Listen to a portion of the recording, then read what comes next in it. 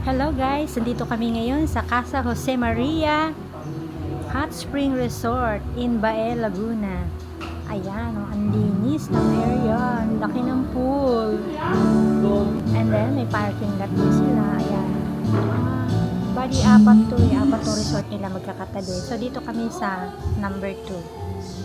So ayan yung gate nila. Ito, yung sinakyan namin, naghatid dito. Ayan. Ayan, may kids pool and adult pool. So, ayan. Yan yung dining area. So, yung room niya is 4. Ang inoccupy namin is 2 lang. So, ayan, sobrang init pa guys. Ang init, maya-maya panligo. Kararating-rating lang namin. Ayan, video okay tayo muna.